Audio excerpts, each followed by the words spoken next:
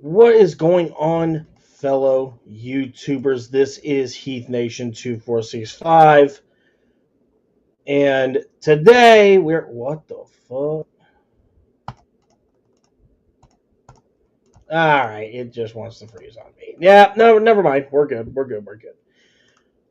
So it's a short notice stream today. This will probably be the last time I'm using StreamYard because now I understand why guys like ABF fucking hate this shit. Um, I'm probably gonna look for new streaming software after this, but yeah, fuck you, StreamYard. Just make your shit more inaccessible. So it's gonna be a short stream tonight. We're just gonna touch on some topics because I could cover most of the sports shit, but there's just so much of it that's just flooded in within the last 2 weeks, and just in the next 4 days alone, that I want to cover it at another time. Speaking of floods, let's talk about the big one that just happened. The one down in Texas. Yeah, just look at that. That whole area right there. This is Camp Mystic, which is I think it's like a Boy Scout camp or something. I can't remember. I've been kind of turned off on the news because I've been busy with work and whatnot. But this is from USA Today. See how the Texas floods unfolded and why Camp Mystic was in a hazardous location.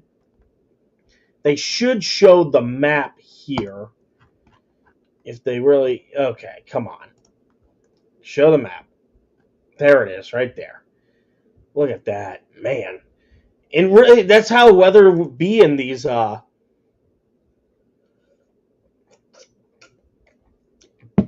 how weather would be in these areas. That is for damn sure. Cloud... It'll be like a sunny day, and then next thing you know, just clouds forming. Oklahoma's like that. I mean, it's in the epicenter of Tornado Alley for a reason. So, here's how it began. It began with moisture from Tropical Storm Barry that drifted over Texas in the first few days of July, said Bob Fogarty. I know who that is. Really, really trusted source.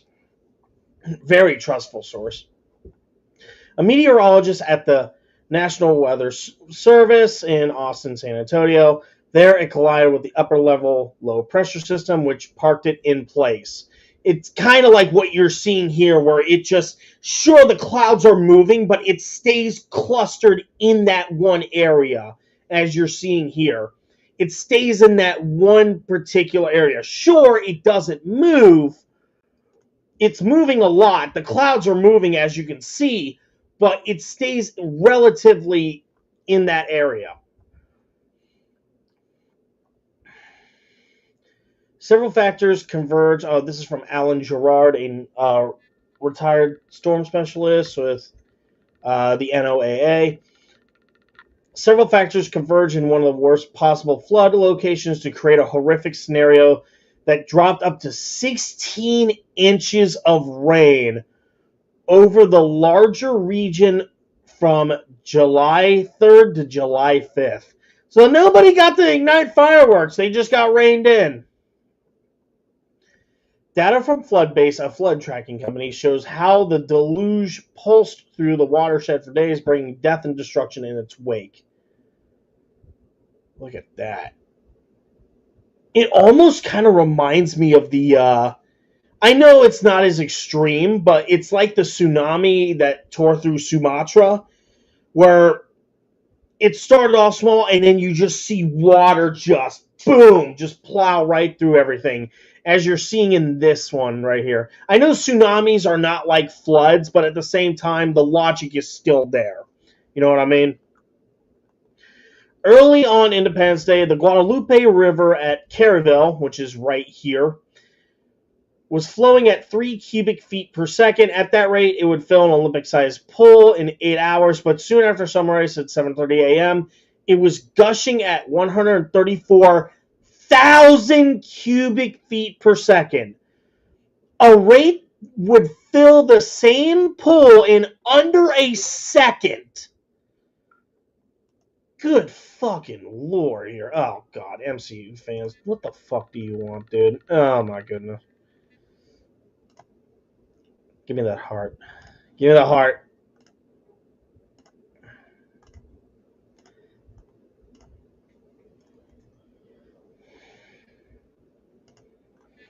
Okay, so back to reading here.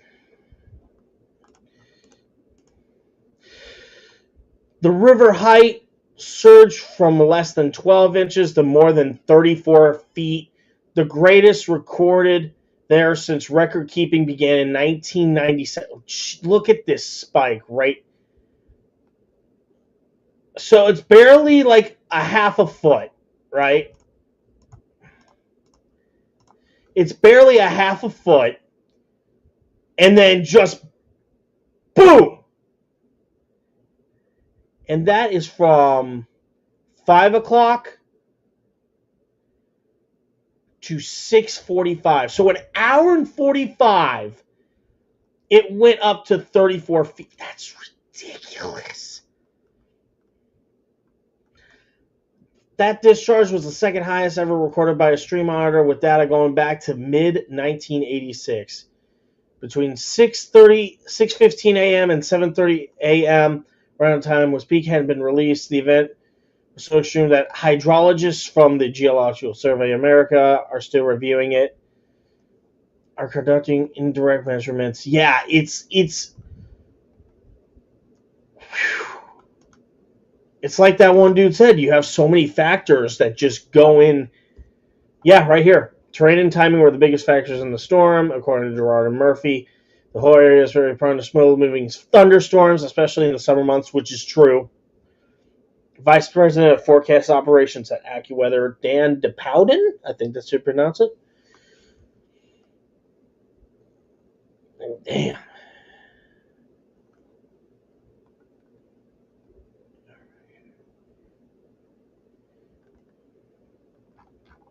So when that flood happened at that time, those kids were probably either dead or asleep, or they were trying to wake up, knowing how these summer camps work. Like, that's just sad to think about. Just, you're sitting there, you're probably trying to wake up, or you're sleeping, really, and then next thing you know, you just get carried away by a flood. That's just,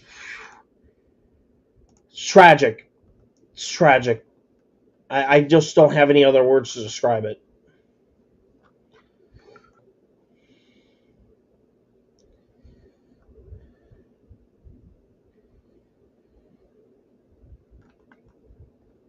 Yeah, there's Camp Mystic right there. There's the Guadalupe River. So yeah, it just branched off, and you get water channeling really quick into narrow areas. Yeah, those kids just, it was probably just like instant, Very sad tragedy. My condolences to everyone who has been affected by this horrible event, this horrible act of nature. Wow.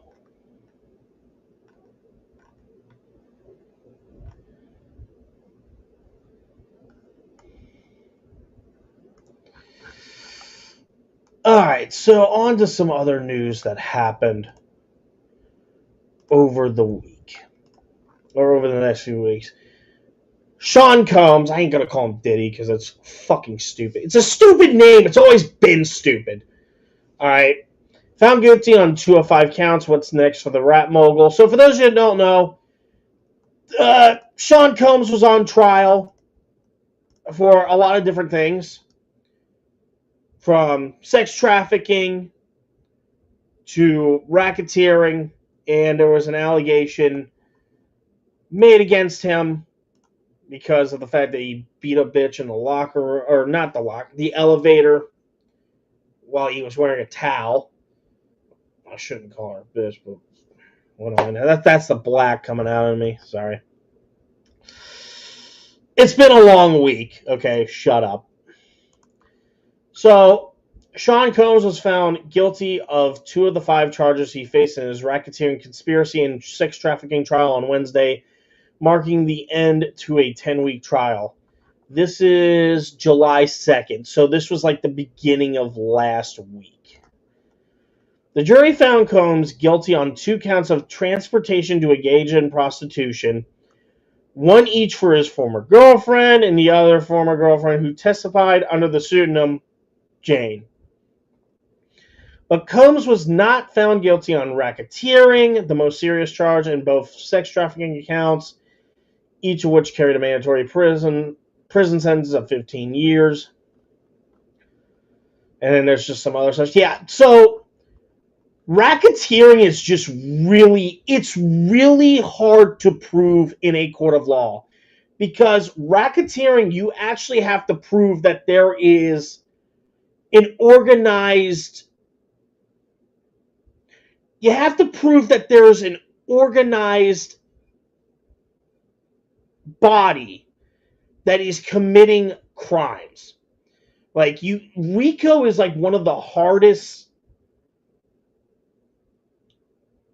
It's one of the hardest acts to implement in the court of law. The RICO Act. It was popular in the 1980s when Rudy Giuliani, the former mayor... Actually, no, he was the former attorney general. He became a mayor, though, later. He was the former attorney general in New York City. He used the RICO Act as a means to go after the mafia. Paul Castellano and John Gotti, specifically. Like, you have to prove that there is this big, organized conspiracy to commit crimes.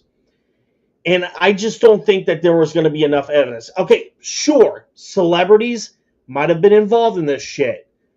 But was it an organized effort? Was there an actual ring that was making money at the expense of these women or whatnot? That's the question. It was proven that it wasn't the case. So, like I say, when I heard racketeering, I'm like, I don't think that they're going to get him for racketeering. I think they're being very truthful. It does not change the fact that he did all that shit to those women. Okay, here it is, the sentencing. The Sentencing Commission, knowingly transporting individuals to engage in prostitution or any illegal or sexual activity, which includes attempts to transport. So he could face 20 years, which I don't know if he's going to serve. I don't think that they're going to appeal on it. I think he might take a plea deal and maybe have the sentences shortened if he can leak some information to law enforcement, being like, hey, these people over here were doing the same shit. 51 to 63 months. What? The defense attorneys, 21 to 27. No.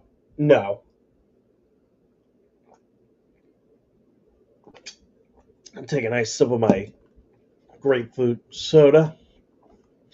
I just don't see a world where he gets 2 to 3 years. 4, okay. 5, sure.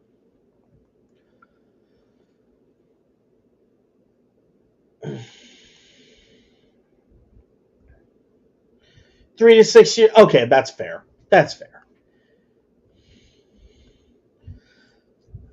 Going to trial when he was facing life. This is from his attorney. Yeah, okay. If he was denied bail, it shows that law enforcement is kind of on his ass. But the fact that they were able to get it down to those 2 trials, he may have taken a plea deal, honestly. Maybe even leak some shit to get some other people. Why? But then again, why would you sell out your celebrity friends? Again, though, is this Sean Combs we're talking about? He already has a shady history with individuals like Biggie and Tupac and Michael Jackson. And that's stuff that we've covered on the podcast in earlier episodes as well. So there's that. Now on to the big story. Normally, I don't like to talk about YouTube drama. I'll do it here and there from time to time, whether it be the tragedy with Michaela Reigns or Razor Fist being a fucking dumbass. and whatnot. But this one, it just really caught my attention. Let's talk H3H3. Now, I have to give a little bit of context as to what this pertains to. So, let's take it back. Back to 2014, 2015, 2016. I graduated high school around 2015, so you basically know the timeline of events here. There was a big controversy going around on YouTube in regards to reaction channels. Basically, what these reaction channels would do, guys like Jinx and Blasphemous HD, what they would do is they would watch a certain content creator's video, and they would basically freeboot it by adding little to no effort into transforming the content in regards to fair use. They would just, if you want a typical Jinx reaction, it'd be like this. Like, literally nothing, right? And it became a huge point of contention with people getting their content stolen and these fucking jobless morons making money at the expense of other people who have to work their asses off to produce great content that people will watch. Well, fast forward to 2025, it's become a prevalent issue once again with this fucking piece of shit, Hassan Piker. For those of you who don't know, Hassan Piker, he's a left-wing commentator, has a massive following, mostly on Twitch. I don't even think he touches YouTube. I don't think I've seen anything about him in regards to his YouTube. But anyway, he's a fucking idiot, and he would do a similar thing on his Twitch streams, where he would just sit there and watch entire footage of people's hard work. He would watch their entire content and just not add anything transformative. He would basically freeboot it. And there would be times where he would just get up out of his chair like this, you know, go take a piss, go talk to his mom or something for long periods of time while the video's playing. And he was making a bunch of money for it. Well, he had a beef with this guy right here, H3H3, Ethan Klein. And I will say, for the record, I'm not the biggest fan of Ethan. I actually went against him in an old video. I don't know if it's still up or not, in regards to his beef with GameStar, as you're seeing right here. And I'm not the biggest fan, but he was justified for going after Hassan Piker, because Ethan is a little bit left-leaning, but he was giving his take on the Israel versus Palestine situation that's going on. I'm not going to hone in on it. I have my own opinions on the matter, but it is not the time and place for it. That being said, Hassan and H3 started beefing. And in return for beefing with Hassan Piker, his butt buddies came to the defense. Casey Tron here, I don't know much about. Frogan, or as I call him, Joke Frogan. And then Denims, a.k.a. Dollar Store Amaranth, came to Hassan Piker's defense. So, this all escalated to the point where a bunch of... Fuck, I just had a brain fart. It's been a long week, like I said. Shut up, damn it. But it all escalated to the point where supporters on the people that were siding with Hassan Piker started saying false reports in to Child Protective Services in regards to Ethan's son, which should be fucking illegal, right? You should never, ever go after people's children. Just no excuse. And even if the money was good, I know we say that joke a lot, still not fucking worth it. You want to go after someone, fine, but don't bring their children into it. What have their children done to you in particular? They don't know any better. Why should they? They can't process all that information. They can't process any of this drama. They're kids. Leave them alone. And of course, H3 responds by making content nuke Hassan Piker. Basically grilling his ass for his shortcomings. And everything just escalates until just recently. You see, there is an underground ring. It's not underground anymore because it's been exposed. A lot of the people that support either Hassan or his fellow supporters, like Denims or Frogan or this Casey Tron dumbass, they've been on the snark boards for Reddit. And they devised a plan that when Ethan dropped this content nuke on Hassan Piker, they would freeboot it and steal all the views so that way he didn't get a profit. Okay? So in response to this, H3 does some shit. Let me see if I can find this fucking part.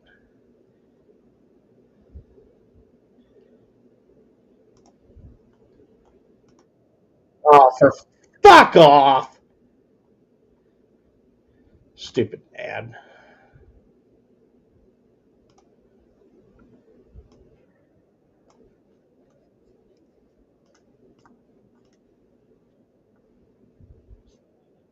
So, I gotta get this out there. So, this part right here. So, there's blatant theft at play by these three individuals. So, what does Ethan do? This is his response. Fees, which is the main biting force of a copyright infringement lawsuit. Well, I'm happy to tell you guys now. I, Ethan Klein, have registered Hassan Piker content nuke with the United States Library of Congress. Some of you guys out there sweating?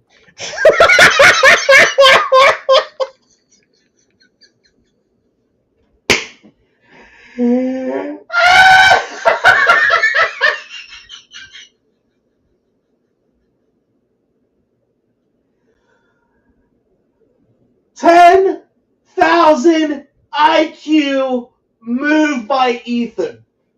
So, for those of you that don't know how this works, you can go to your freaking country's government, the U.S. government, and you can take any of your creative works, whether it be your art, whether it be some photos, whether it be videos, and you can register them for copyright purposes. So that way, your stuff is protected. Anyone wants to use your stuff, they got to give credit, they got to be transformative, or you get sued for it. So, when Denim's over here saying shit, so when Denim's Dollar Store Amaranth says this shit, that they're stealing content. Well, guys, if you enjoyed not giving any views to that terrible video, follow, subscribe, throw. So she just maliciously just confessed to stealing copyrighted material that Ethan had copyrighted. And now Ethan is starting to sue. And I think it is a great idea. Honest to God, I think this is the best thing ever. Because I do think that Ethan has some ulterior motives. I mean, they went after his kid. Okay? Why wouldn't you have ulterior motives? And, we all know Hassan has deep ties with Twitch. I think Ethan had ulterior motives to do this, but I also think he wanted to lend a helping hand. To tell people, hey, your guys' content is more protected than you think. Here's how you do it. Here's how you do it. A, B, C, D, E, F, G. Go over here, register your copyright, protect your content. Here's some sources, some previous cases to help you out with your registration, and you're done. Your stuff's protected. So I really think that Ethan did a huge service to content creators. Dealing with the kids. Yeah, I just dropped a link. If anyone wanted to join in, they could. We're nearing the end of the stream, so Andy, I wouldn't worry about it. I wouldn't worry too much because I'm almost done here. But what Ethan did was great. He's combating an issue that is starting to rear its ugly head into the content creating space once again, just like it was back when I graduated high school in 2015. He's got an ulterior motive. That's for damn sure. He's hoping that Discovery is going to help him in his case, in his battle against Hassan Piker, and in his case against the three stooge cunts over here. Let's get their ugly heads into this game. Ugh. I need to go take a shower now. Ugh. Gosh. But he's also helping content creation in general to let people know you can protect your content. Here's how you do it. A, B, C, D, E, F, G. Congratulations. Your creative prowess is protected, and it teaches these commentary channels how fair use works. Like, for example, when I did that special report on the Billy Mitchell Carl job shit, the video that Carl uploaded was 20-something minutes. My stream was an hour and a half. Why? Because I kept pausing and I kept giving information where it was needed. I transformed that video into something creative on its own merit. That's what Ethan is trying to protect with this lawsuit. And, just to illustrate, and I know I'm not trying to get the point across just by damn talking, but let me tell you all something right here. Let's get back to those ugly ladies right here. Oh my, this one right here, Caseytron, the one on the left, there are literal streams where she will watch something like Kitchen Nightmares or MasterChef. She'll watch a TV show. She'll show the whole thing while she's laying in bed on camera. Just let that sink in again. Do do do do do do do do do do do. Are you fucking stupid? Well, she is, since she's being sued. I mean, let's be freaking honest here. But yeah, Ethan, I might not agree with him on a lot of things, but he's the farthest thing from a dumbass. He's probably one of the smartest individuals that the internet world has ever produced. And I really, really hope that I really hope he wins this. Or at the very least, it winds up in a settlement where he just makes those extra dollary dues. Because the implications for this are massive. All right? Again, I could, literally after this stream, I could go onto my YouTube and register the copyright to my movies, my gaming movies.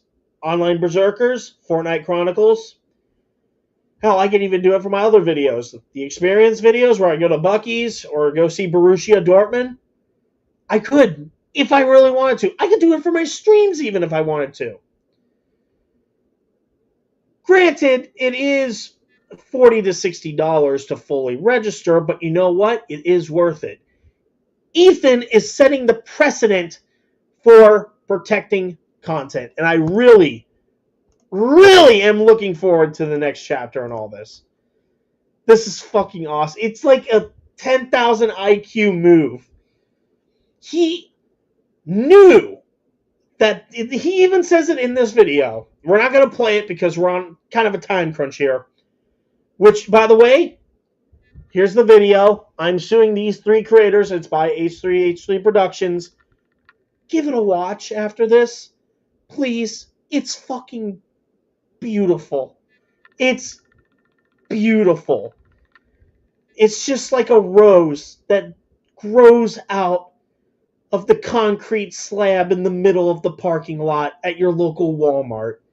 It's just, you just have to sit there. Would you just look at it? Would you just look at it? Can I just play this one part again? Lawsuit. Well, I'm happy to tell you guys now. I, Ethan Klein, have registered Hassan Piker Content Nuke with the United States Library of Congress. Some of you guys out there sweating?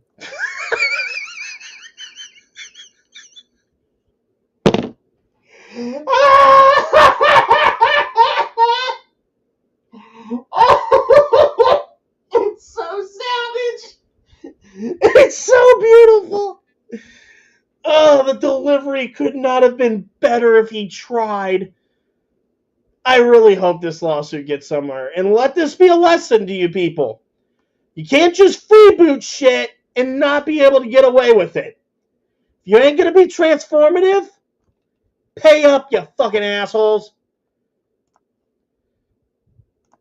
That's all I have for today. So, there's a litany of sports that are happening just in the next 4 days.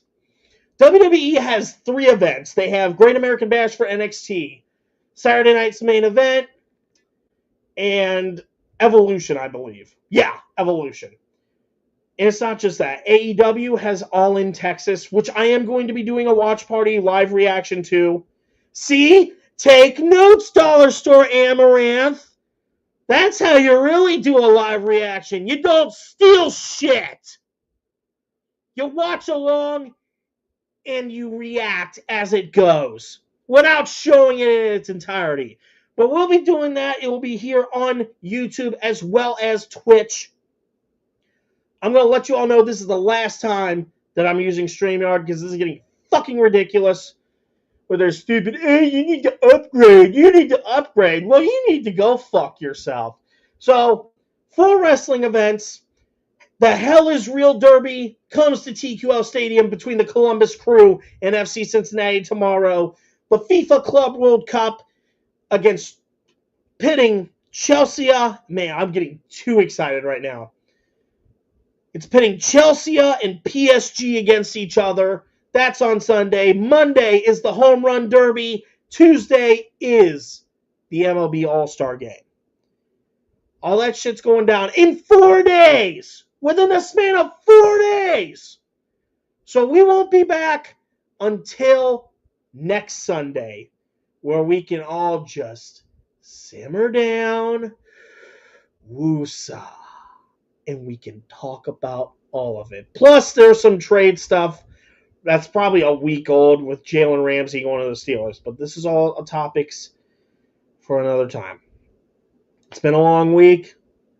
Sorry if I'm stuttering my ass off. This is like the second time I just like blah, blah, blah, blah, blah, blah, blah, blah. But we're in a rush. So we're going to end it right here. Last time, fuck you, StreamYards. And I'll see you guys tomorrow for All in Texas. Bye-bye! Fuck you, Hassan.